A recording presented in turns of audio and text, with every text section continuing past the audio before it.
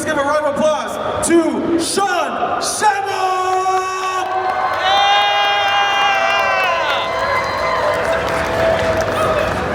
Hello. How you guys doing? Thanks for coming. Excited to be here in Vegas. Oh, there's a big Goku back there. I love it. And a Naruto. Fantastic. So excited to be here, you guys.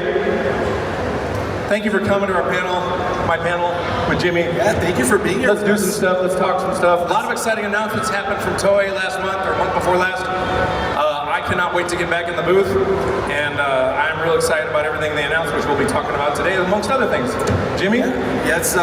First and foremost, Sean, we all know you. We all know who you are. Yes. Just in case, like, someone's here with their mom and they don't know. Oh yeah. Can you remind them who they are, who you are? I'm the voice actor. I've been voicing the main character in Dragon Ball for 27 years, Goku, and I've also voiced King Kai and Nail.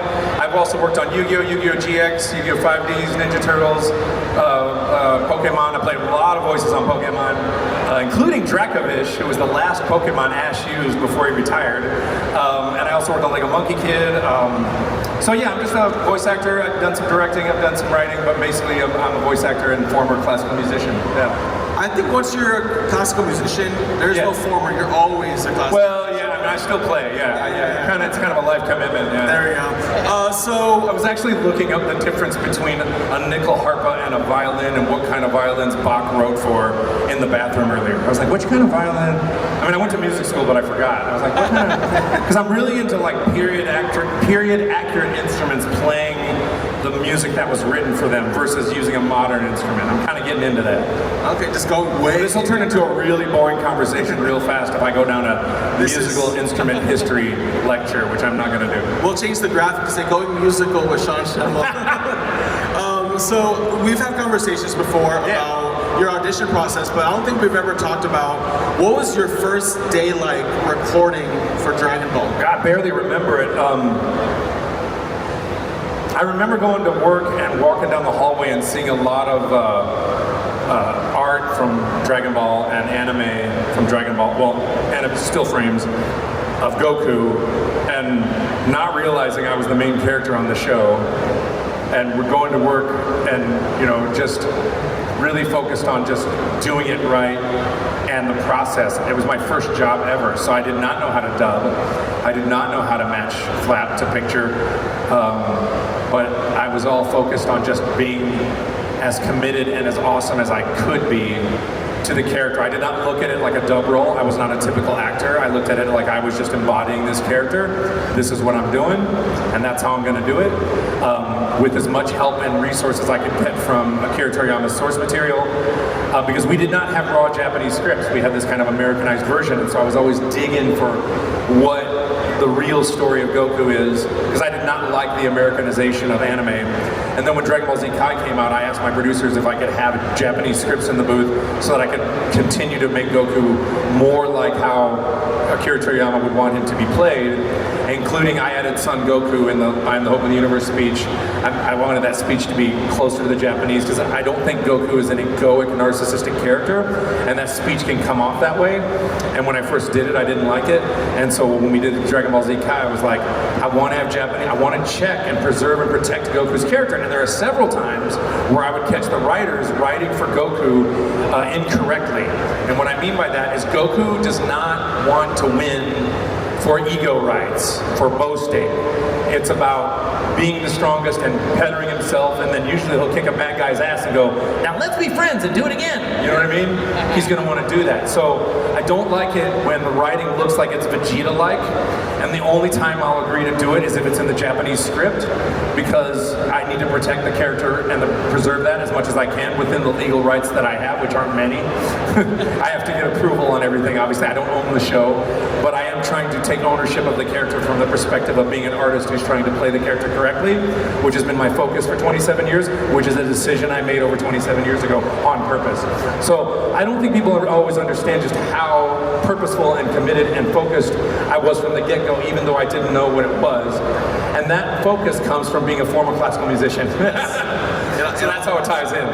Yeah, going back to music, is I love how passionate you are about making music and performing, right? Yeah. So everyone is always asks, for advice on voice acting. So Yeah. I'm gonna ask that question on behalf of the audience.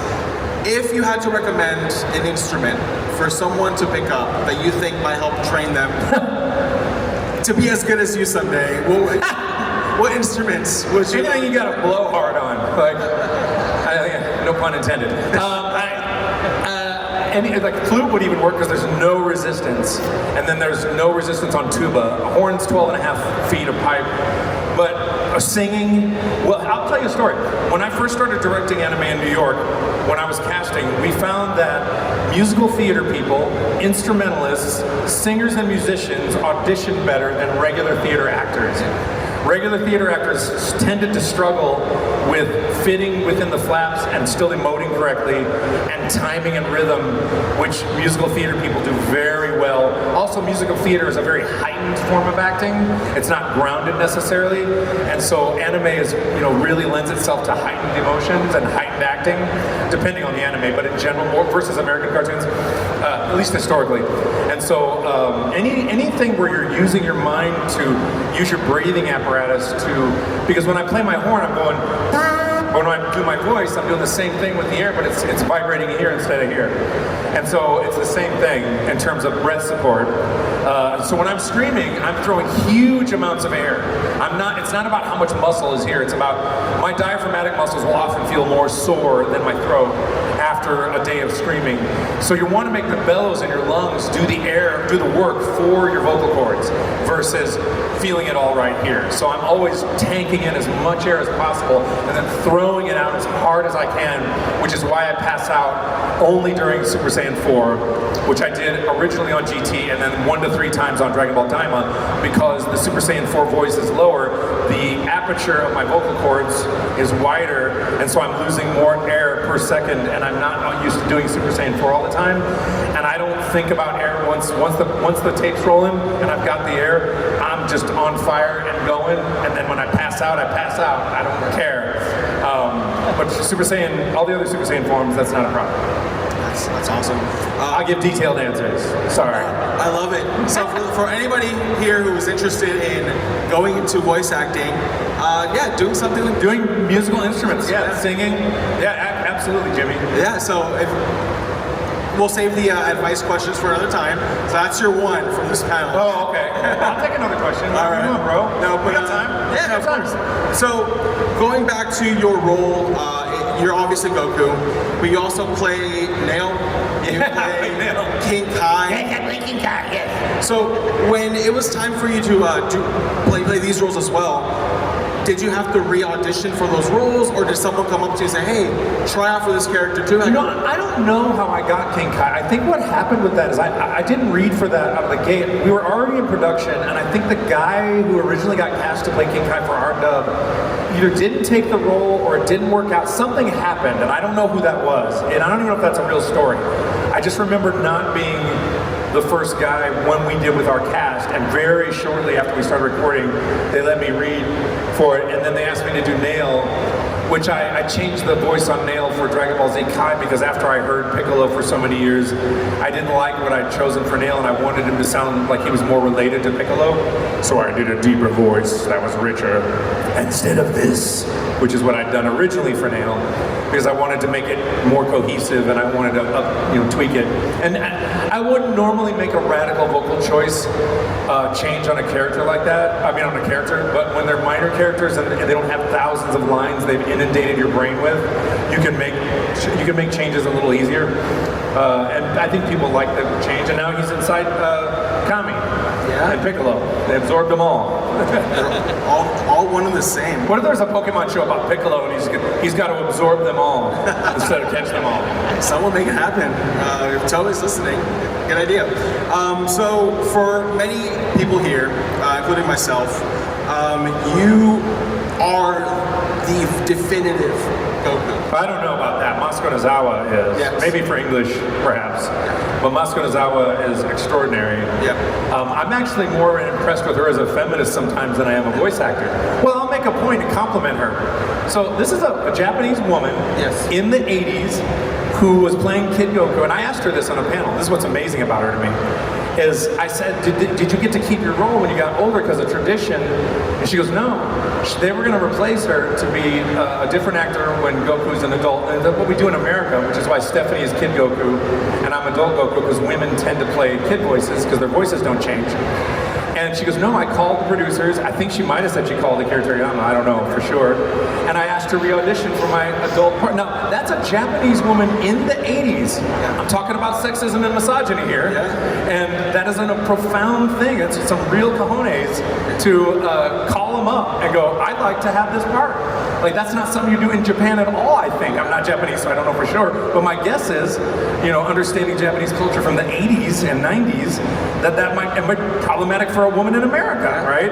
And so she just showed up and said, I want to re-audition, I want to keep the part. And they let her, and she did it. And she's done it ever since. And so that is remarkable to me, even outside of her incredible performances. Yeah, that's a great lesson. I think she might be the only woman in voice acting history to have ever done that. That's my guess. So I've always been super blown away by that. That's impressive. And I was telling Lisa Wilkerson and one of the other actors, I cannot remember the name, it's a Japanese actor that's here, and I did not memorize their name. And I'm over 50 and my memory's shit, so you gotta cut me some slack. But I was telling them that when I have met her on 2 occasions, and I'm not a spiritual guy per se, but I'll be sitting next to her, and then when she channels the Goku voice, you just feel this bubble of energy just go boop, and you're like, whoa, there it is. And you can just feel it when you're sitting next to her. So she's a remarkable human being. And she did that panel last week, and she's 89, and you can't tell. And so it's remarkable. I'm super impressed with her. That's impressive, and I think that's a good lesson in just kind of betting on yourself. I don't think people really get just how, everybody loves her work, but just to be able to do those kind of screams, I will not be able to scream like that in my 70s probably. So I'm blown away by her. I can't even scream like that now. Yeah, man. That's incredible.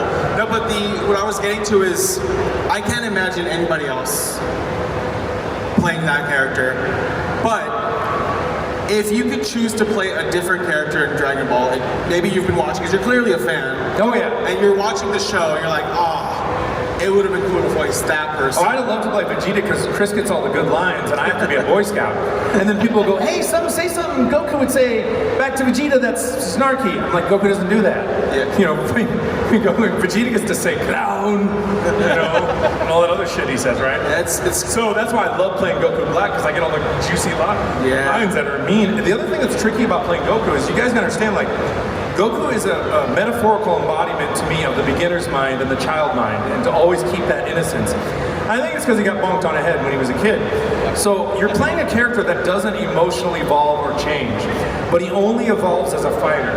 Whereas Vegeta and Piccolo and other characters on the show are evolving and growing and changing, which is why I've been playing Captain Celebrity on My Hero Academia Vigilantes, and that character is really fun to contrast him with Goku, because he has a story arc where he's like a narcissistic a-hole, and then he's slowly becoming humble and growing and changing and committing more to his wife and kids, etc. And that is an interesting story arc because it fits more with what we do as humans, and Goku's very unique in that way. And I think he's intentionally supposed to be that way, because you'll notice when he shows up, he's still Goku, and everyone else is, Krillin's got a kid now. Yeah. Android 18's not a robot anymore. Krillin has hair. Yeah, Krillin has hair. So that's a difficult thing to do for 27 years as an actor, to keep that fresh. And this is where classical music training pays off. You're like, Sean, how do you keep it fresh? How do you go big every time? How do you do it? When you're trained as a classical musician, you play the Mozart concertos thousands of times, which I have. Every time I play it, it sounds like I'm in love with it for the first time, because I was trained in music school to just bring passion every time you play the same thing over and over and over and over. And so to transmit it to my ethics, what I do as a voice actor. That's awesome. So I want to touch on a different role that you have. So you're Goku, obviously. Yes. But and you mentioned this earlier, you're also Monkey Kid. Yes, I played the Monkey King in LEGO Monkie Kid, yeah. They have some similarities in their mythology. Oh, absolutely. Was that a coincidence when you got cast as Monkey Kid? The director really wanted me on the show. They made me audition twice because they had some other people in mind, which I understand. But the director kept saying, no, Sean is the Monkey King, because he's been doing this with Goku for 20-some years at the time. And I was born in the year of the monkey. My nickname as a little kid was Monkey Boy. Wow. My grandmother used to joke about my tail being ripped off when I was a boy, because she would dry me off from a shower, and she'd go, hey, you got these dimples at the base of your spine, is that where your monkey tail used to be? She said this to me in the 70s, my own grandmother. And so I'm like, okay, what is going on with this monkey and this tail? And I'm like, like I said, I'm not a super spiritual guy, but there's some odd coincidences that are a bit shocking to me. And that's a character I just understand really well, and I have before I played it. That's kind of how I function. So yeah, it's been kind of a weird metaphysical thing to be playing this archetype for so long. I consider you the Monkey King in real life, because it based off of that. So you and I have had a few conversations, different panels. This is our 4th time having a conversation. So you do a lot of conventions. I do, about 20, 25 a year. I meet about 10,000 people a year. Yeah, so a lot of people, lots of stories. Yes. Is there any story that stood out to you? Not a fan. Not any particular story, but here's the thing. When you're an actor, and a lot of actors struggle with this. My dad's a minister, and I know doctors, and I know people that are on the front line that really save lives, right? And actors struggle with this. And I don't ever take too much credit for it, but at the same time, the stories I like are the ones where, through listening to my work and my colleagues' work and watching the masterful work of Akira Toriyama and the whole package that Toei Animation puts together, would affect somebody enough to stop killing themselves, stop that bully. One kid thought he was Vegito and beat thousands of bees attacking him. Did you hear that story? I'm deathly allergic to bees. That hit close to home for me. If I get stung by one bee, I'll die. So I'm like, this kid thought he was Vegito, and is it because we put passion into it, and so he felt the passion and felt like he could do it? Those stories, when someone cries and hugs me and says, I got through this, I'm like, I couldn't have spent my life doing something better. So I'm certainly not a doctor, I'm certainly not a police officer who might jump in front of a bullet. But at the same time, a lot of people tell me they're not dead because of the work. And that is the best thing that's ever happened to me. That's the best feeling on earth to be as an actor. It's the reason I do what I do. So thank you all. And that actually lifts my spirits up when I get depressed, because I do. I'm a big believer in mental health, and I'll talk about it all the time. I spent 25 years in therapy. I've done lots of different modalities. I've consoled people who were suicidal before. I've talked to kids who are dying in the hospital. And I'm going to say one more story, because I have a soapbox. I think you'll all relate to it quite a bit. When I was last year, I was revisiting some sick kids in the hospital. And as you know, the internet and the world has become a pretty ugly place in the last 10 years with all the vitriol, particularly with our politicians. I'm not talking about any particular one. There's a lot of them that do it, but you know what I'm talking about. And I thought about this in terms of my own problems and how it would exacerbate and make my own problems seem so much bigger. And then I thought about these kids who I was visiting who were dying in the hospital. And they don't have a beautiful world they can go back into if they beat their cancer, if they survive, if they live. And so here they are, sitting in a hospital room, and hopefully they're not hearing about this horrible stuff we hear about out in the world, and it's everywhere. I'm like, what kind of world are we leaving for these kids who may or may not live? And if they do, what are they going to walk into? So when I get super depressed about my own personal problems, and I realize it's because I get online and see all the awful, horrible shit people are saying to each other, which I've been a part of in my life before, which I regret, like, what can we do to make it to where, like, we can make a world where, okay, everybody's got problems, everybody's got issues, people are dying, people can't pay their bills, etc. How do we bring kindness into the world when it's so ugly out there? And I think the main thing to do is put your damn phone down, go outside and interact with people. Go outside and feel the sun and go talk to somebody who may be in a different political party, who may be in a different race, a different ethnicity, a different whatever. I don't even like to use the word race because we're all the same race. I'll get really big into anthropology here in a second, because that's how we stop racism, by accepting that we're all the same race, because we are. That's a genetic, scientific fact. And so that's one way you fight that. And when you guys come to me with your problems, that's what I think. I'm like, oh my God, you're suffering, and then you come and you get, have a happy moment with me, and then you got to go look at that same world I'm looking at. And I'm like, we got to make it better. One of my oldest and closest friends just died recently, And he's one of those guys, I just went to his celebration of life last weekend, and he's one of those guys that 10 times smarter than me, 10 times more talented, works with all the most famous people in the world, and he will go out in the world and work with these gods. He's a god himself, and then he'll come up to me and act like I'm the greatest thing that ever happened. And I'm like, why does this god love me? You know, this friend of mine. And it's just, he was so optimistic in the face of all this, you know, from that situation. It just made me realize that time is short, folks, and, you know, definitely tend to your suffering, but if you can find a way to connect with someone else through that and both be happy, I think that's a way we can say F you to all this vitriol we see out in the world every day. Because these are all just a small percentage of people making our lives miserable. We're the people. Most people, I think, are really nice and really kind, you know what I mean? Like, there's 8 billion of us and we haven't all killed each other yet, so that's actually pretty good. And I can be a cynic at times, right? So I'm sorry I'm on this soapbox, but I'm saying it because many of you will come to my table and talk about what you've been through. And I'm always thinking about that within the context of all this stuff I see on social media. And so I really just think we need to really understand that we're human beings with feelings, and we are all valid, and we just gotta connect on a human level, and fuck this noise, you know? That's for a while, you know, until they can start treating us right, these big conglomerates that use our data and manipulate us. Anyway, that's my soapbox. Let's talk about Dragon Ball some more. Sorry, but thank you. And I hope you understand what I'm saying, you know? Absolutely. So, you voiced a lot of characters before. I have, yeah. A lot of people don't realize that. They think about, I just do Goku. I've done over 100 different characters in the last 25 years or so. So one of my favorite things is when someone goes up to a voice actor or an actor who's on screen with like a print from something they haven't thought about since they recorded. I got something that's obscure that I haven't. Yeah, so is there any like obscure roles that actually yesterday it happened. Somebody came up to me with some serious love for my work on Ninja Nonsense, where I played Ansakamaru. They might be in the audience, so maybe they didn't come today. Are you here? They're not here, but they gave me some serious love for that, and I said, well, just so you know, I based that character on Anchorman. Because, well, what happened with that audition is they auditioned everybody in town. I was out of town, and Mark DeRazon's the director, and he said, Sean, come and read for me on this. I go, I don't want to read for this. He goes, please, just read for it. I can't find anybody to do the funny shit right. I'm like, fine. So I show up, and I'd just seen Anchorman, and Ansakamaru was like a perverted ball who does Benny Hill type of dirty humor.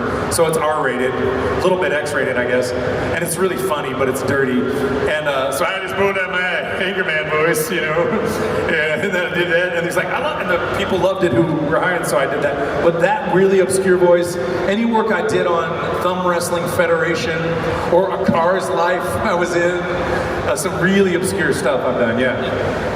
You were on Kappa Mikey, I think? Yes, Kappa Mikey's not as obscure. We had 2 seasons on Nickelodeon, so that was about to blow up when I played Gonard and a bunch of other characters on Kappa Mikey, yeah. Yeah, I was surprised that you were in Kappa Mikey, and I was like, and I didn't know this?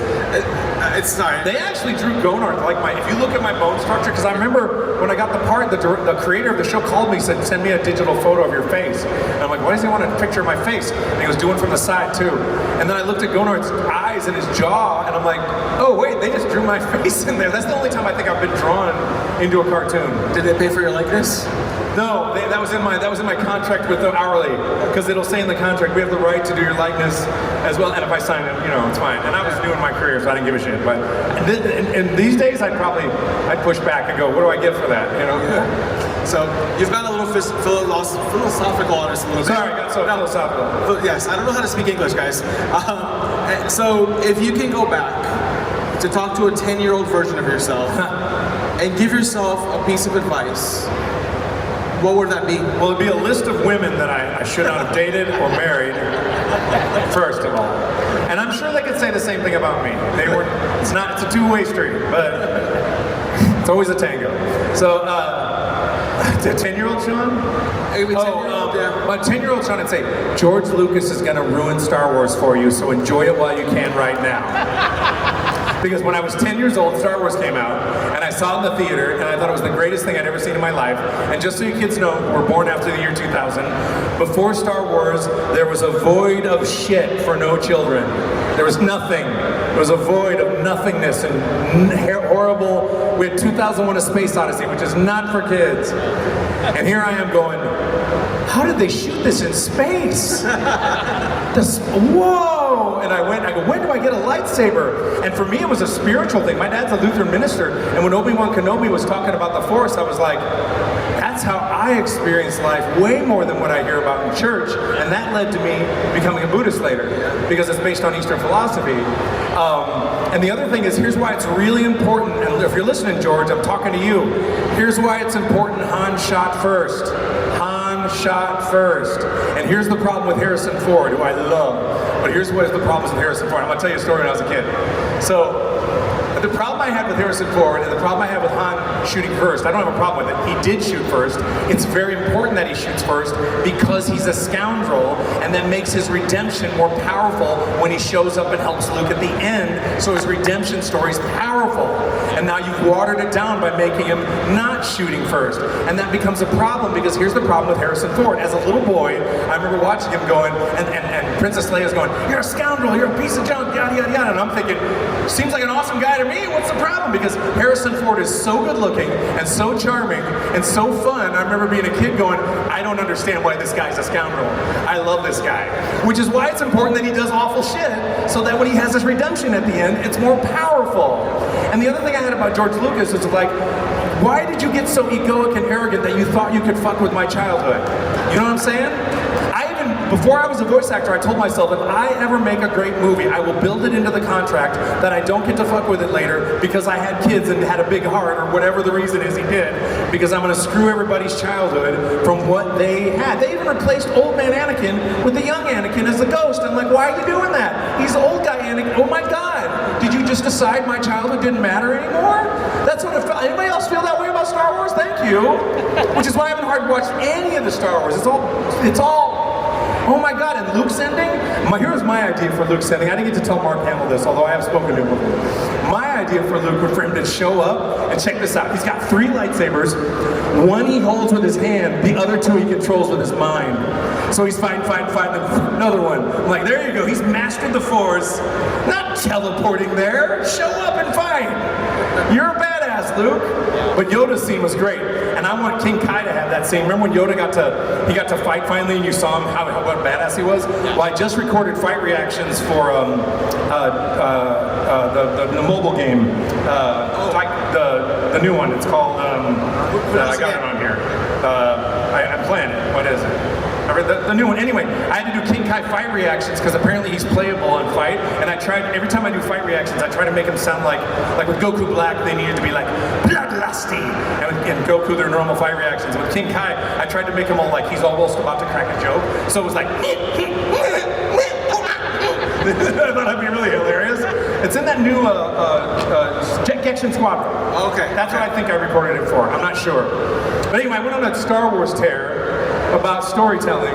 The graphic change. Well, that's not to tell my 10-year-old self that Star Wars is going to suck later. Enjoy it while you can. Sorry, that's how I feel. And Kathleen Kennedy screwed us. Anyway, go ahead. You're like, preserve your tapes. You love me. You love me. Yes. Because I'm right. That's why. Anyway, go ahead. So, with that. Oh, okay. So this is a question. This is a question I get a lot. I've actually spent decades analyzing this, both physically and metaphysically and psychologically, and that is if Goku and Superman were going to have a duel. And there's 2 modalities here. You have to think about this. Now, Goku likes fighting the strongest no matter what.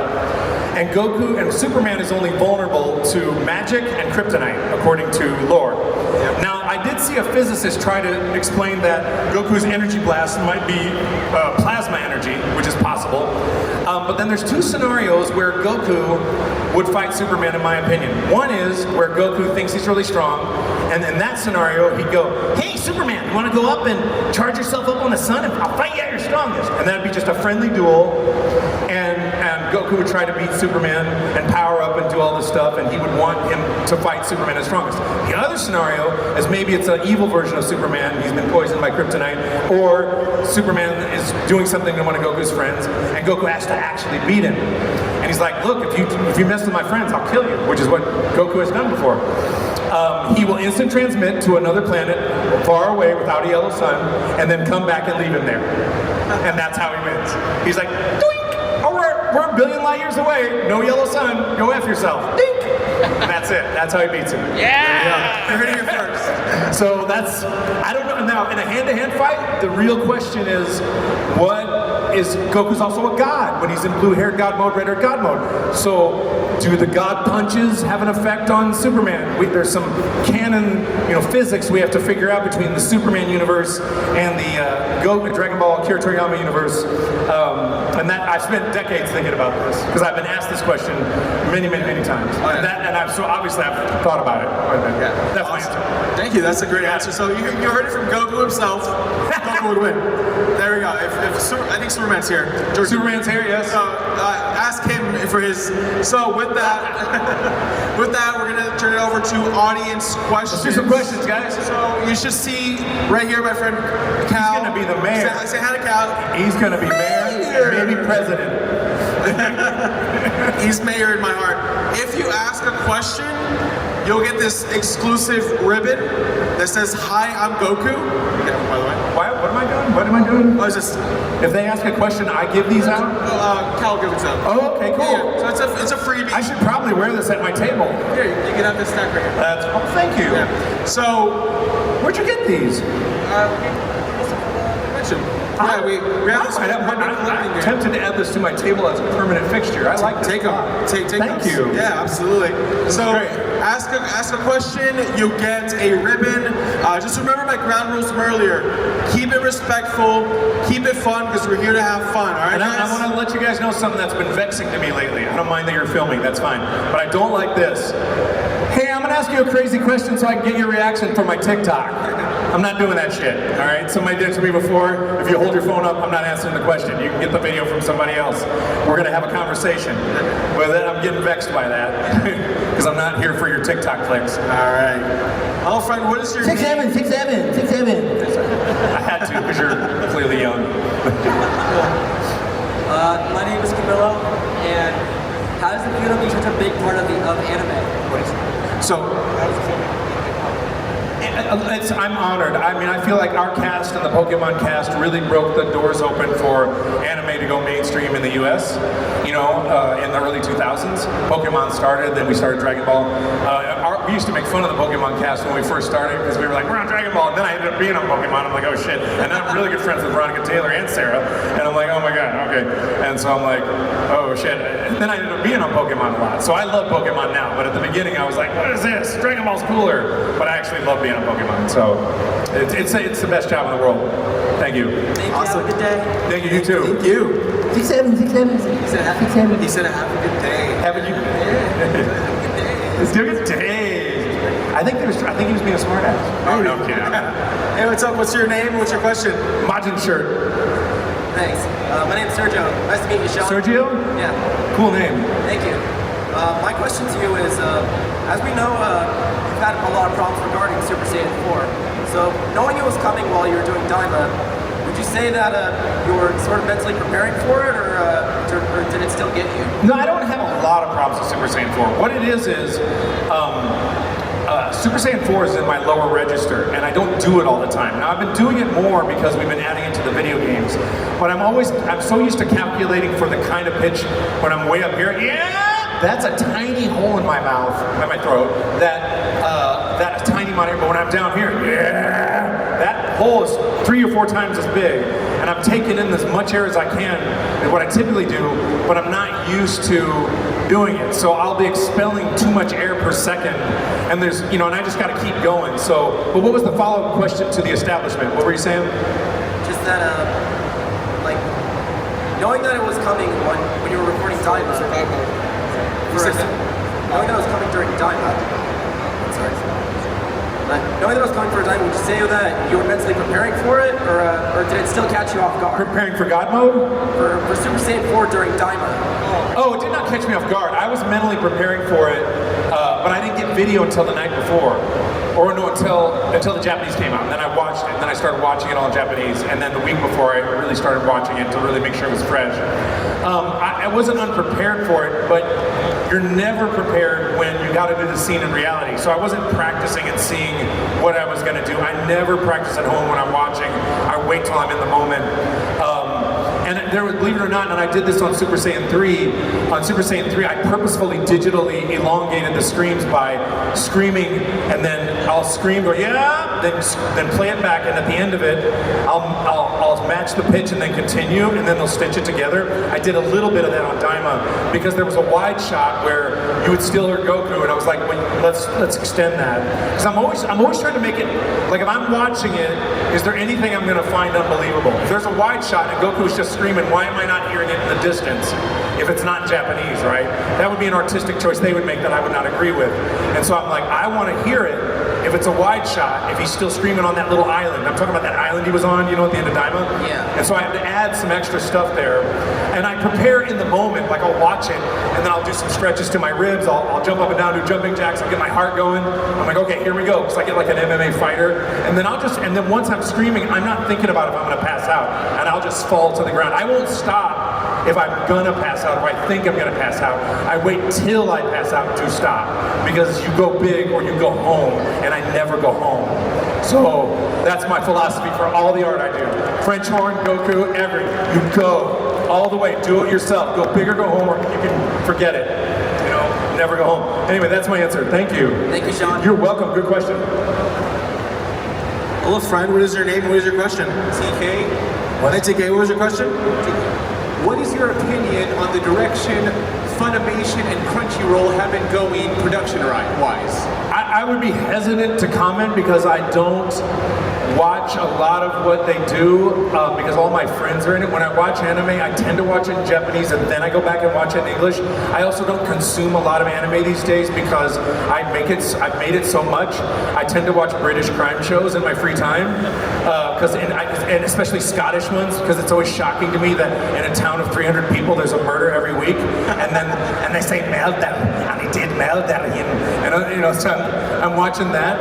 I will say this though, okay, as an old man, I am very vexed about a couple of things with the new talent. And if you're listening, new Crunchyroll talent, I'm a little annoyed. When you're an actor, you do not go in the booth and the director's directing you, and you do not go, when you do a line, and the director goes, okay, bring something to the table, and they go, well, whatever you want.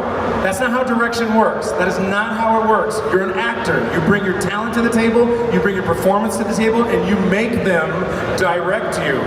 You make them chisel you, because you're gonna bring your A game, and you're gonna make them bring it down. And there's a whole host of reasons why that is super important. You're not being a real actor if you think you're just a person who's just gonna be a parrot who's gonna just do whatever the director says. And I can tell you from 27 years of experience why this is true. When I first started directing as the ADR director, I did that. I tried to make everybody do what I wanted, and I would only do, you know, I was basically too hands-on. It was kind of the opposite of what I'm talking about. And my shows were not very good, and I was tired, and I realized I wasn't letting my actors bring their talent. So the next show I got, I'm like, I'm not touching it. I'm gonna hire good talent, I'm gonna see what they do, and I'm gonna make a rule for myself. That rule is, if it sounds above a certain level of quality I want, and I don't get it, but it sounds magical, I'm gonna keep it and see what happens. And what happened was, my talent was happier, they brought more to the table, my shows got better, it didn't sound like one person had a singular vision for each character, because talent is called talent for a reason. And so the new cast and the new Gen Zer kids are coming in and just wanting to be robots instead of crafting a voice, wanting to do it, arguing with them, saying, look, I want to do it this way, why don't you want me to do it this way? And there's a couple of other caveats with that too. A bad director is oftentimes, if you're a good voice actor and you've got a bad director, the following thing can happen. I'm very skilled at selling you a line really well, and it might be the wrong read. I will convince you, unless you're a good director, I will convince you that my read is the best. But I want a director that goes, you know, Sean, that's a really great read, and I like it, but I want to try something else, because I want to do this, even though I like this part, and push back on me and say, I see what you're doing, but it's not the right read. That's a strong director who knows your talent well enough to know that you're good. A weak director will go, oh wow, that sounds so awesome, next. And then it's okay, and it's good, but it's not the right read. And then the other vexing thing that bothers me, and I've seen this happen with new talent, is the reverse engineering of trying to get a part so you can come to conventions.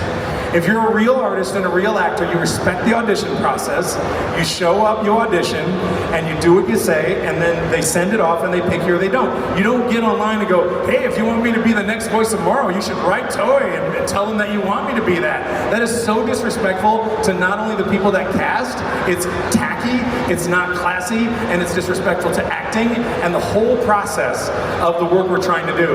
You know, and I'm seeing this happen. I auditioned against 500 people for Goku. So I expect you to, people to do that. So I don't know that I have a problem with the production quality coming out of Crunchyroll because I haven't listened to a lot of it because I haven't commented on it, and you're obviously asking that question because you have an opinion probably about it. And if I sat down and watched it with you, you and I might agree on some things, you know what I mean? Because I get very particular about reads and how things are supposed to go. And I keep asking myself, and this is another thing I really want to point out to you guys if you want to be an artist. I was watching a classical musician talk about this, and one of the things that classical music suffers from, and I feel like you need to pay attention to this when you're an actor, your job is to make somebody feel something. And so I was watching a classical musician person talk about vibrato from the perspective of too fast, too slow, and they didn't talk about it at all from the perspective of how is it affecting your emotions.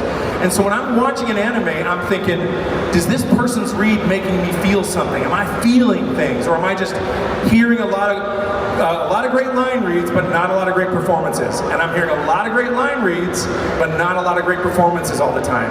So I want to hear more passion and more commitment to the voice acting from an artistic, spiritual perspective versus I'm just trying to get this done, do whatever the director says, milk toast, done, cliche.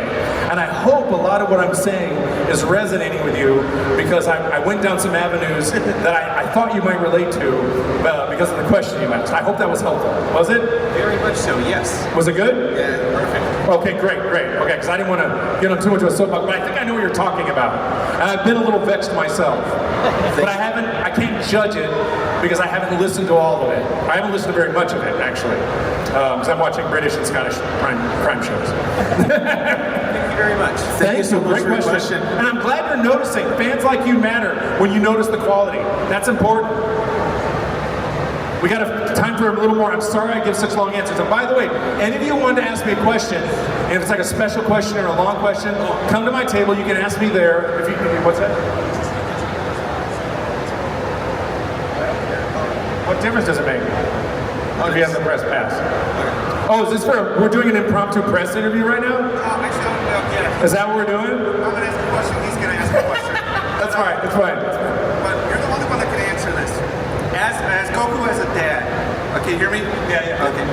Goku as a dad, he really wants, in my opinion, really wants Gohan and Goten to surpass him. And I've seen, like, True. not such a motivation of, like, oh my god, you passed me up, now I gotta go even further. It's more like a parental pride, right? And that's really just my question, where it's like, Vegeta passes him up, he gets upset, he just gets more motivated. If any of his enemies pass him up, he gets more motivated. But his boys, it like takes him to a whole like different spiritual, mental place, right? Are you talking about Goku's relationship with whether or not I don't understand the question. His boys, his sons, if they were to pass him up.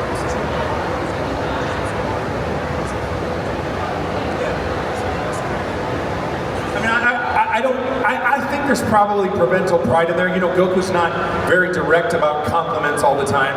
Well, other than, you did good, Gohan. You know, other than that. And what is the thrust of your question? I'm not getting, is he proud of them or what? I'm sorry, are you there? I have hearing loss and these fans blowing, and I have a vestibular migraine in my left ear, so I'm having a real hard time hearing. I thought it was my fault, sorry. No. It's just the fact is that they never get to touch on that too much about Goku's love for his sons, unfortunately. That's all.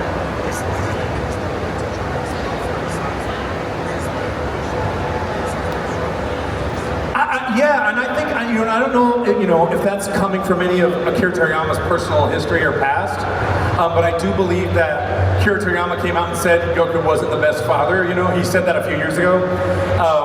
I watched him. You don't drop your kid off in the woods, with a green guy from another planet. That's not something you do, unless they're a Saiyan, I guess. I don't think he was I don't want to go out and say he was a bad bad father per se. I have historically said that. And he's not a mean father or an abusive father. He's an absentee father, you know. There's that. And he does some questionable things with upbringing, you know, and he's not there a lot, you know. But I think he genuinely loves his kids, and I think he wants his kids to surpass him. And where Goku shows his real genius, even though he comes across as a complete dipshit, is when he shows up and he goes to Cell and he's like, nah, you can't, I can't beat you, but I know who can, I'll be back. He's playing 3D chess there. He's not telling Cell. He's waiting, he's hiding his secret.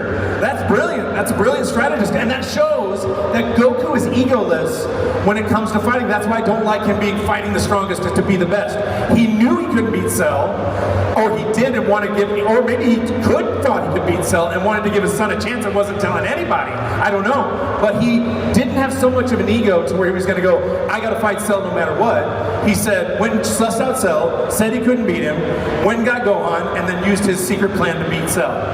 You know, I was super disappointed when I went, Kamehameha, instant transmission, ha, in his face.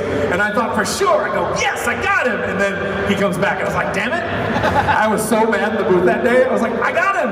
Nope, didn't get him. So I hope that answers your question. I couldn't hear you very well. Okay. Thank you very much. So we have about time for about one or two, no? We got a can. All right, so. Sorry, I mean, you can if you want, but I hear the music playing, so yeah. I think we gotta go. Yeah, so that was the last question. Thank you so much. But come to my table and ask your question. I'm not going to the airport early or anything because I drove up. I'm driving back tomorrow. So, I'm staying until I'm done. Yes, so definitely go stop by his table. He's hanging out in the back with all the other voice actors. Say hi, he wants to meet you. Thank you guys. Take a photo, take an autograph. I appreciate it, thank you. Thank you so much for your time. Sean,